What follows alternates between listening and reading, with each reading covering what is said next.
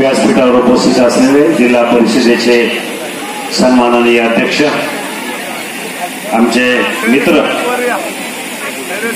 सन्माननीय नाना देवकाते, जिल्हा परिषदेच्या गटनेत्या सौ आशाताई बुचके, जिल्हा परिषदेचे मुख्य कार्यकारी अधिकारी सन्माननीय सुरजी मांढरे साहेब, जिल्हा परिषदेचे सदस्य, विशेष करून सीओ असतील, आशाताई असेल आणि नाना असतील किंवा आमचे गटनेते शरदराव लेंडे असतील, या सगळ्यांनी पुढाकार घेतला आणि खऱ्या अर्थाने या शिवजन्मभूमीमध्ये आपण पंचायत समिती आणि जिल्हा परिषदेच्या माध्यमातून मोठा उत्सव साकार करायचा.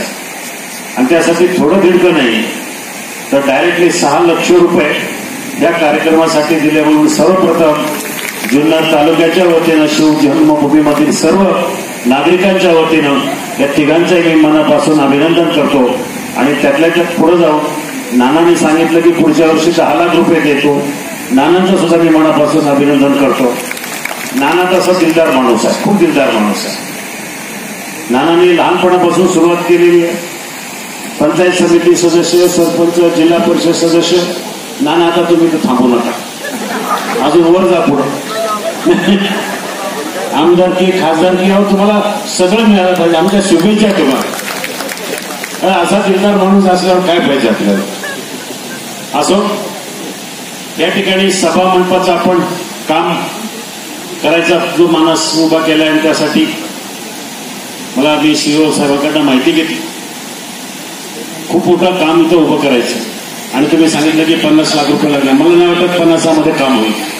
करायचं तर चांगलंच करा, करायचं तर चांगलंच करा. 4 पैसे जास्त गेले तरी चालतील. मी आपल्याला आवर्जून सांगेल, माझी आचारसंहिता संपल्यानंतर सीओ मी निवडून जाईल 100%. खात्री करायची काय, घाबरायचं काही कारण नाही.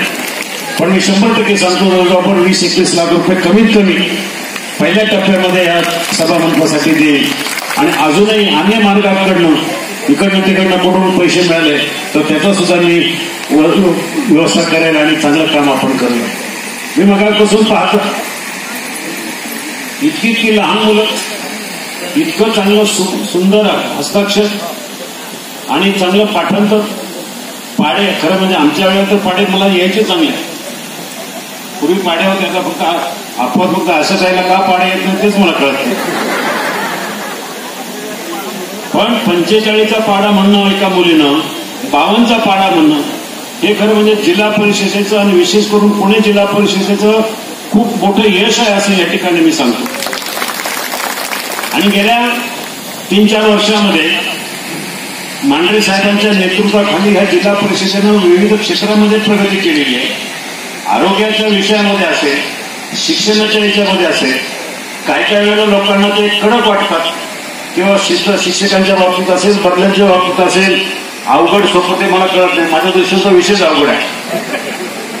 पण या सगळ्या विषयामध्ये तुम्ही जेव्हा गरज पडेल तेव्हा अतिशय कठोर भूमिका घेता. हे खऱ्या अर्थानं शिक्षकांच्या भल्यासाठी, शिक्षण खात्याच्या भल्यासाठी करतायत. आणि म्हणून गेल्या 3-4 वर्षाचा कारभार मी पाहतोय, अतिशय चांगला कारभार आहे. मी सर्व आणि आपल्या इथे अंगणवाडीच्या सेविका आहेत, आशा वर्कर आहेत, मदतनीस आहेत, या सगळ्यांचं कधी कधी बघितल्यानंतर वाईट वाटतं मला की त्यांच्या इतकी मेहनत कोणाला नसते. शिक्षकांचा पगार बघा आणि आमच्या अंगणवाडीच्या सेविकांचा पगार बघा, त्यांच्यामध्ये आणि यांच्यामध्ये कामामध्ये किती फरक आहे. यांना एक घरदार सोडून सगळं काम तर करावंच लागतं. लहान मुलांची सेवा करावी लागते. कधी 6 तास, कधी 8 तास, कधी 4 तास. आम्हाला काही कमी पडत नाहीये. पण पगार मात्र अगदी पोटावर मोजणे एवढा पगार आहे. यासाठी तर आम्ही तर दिल्लीमध्ये आम्ही भांडतोच आहे.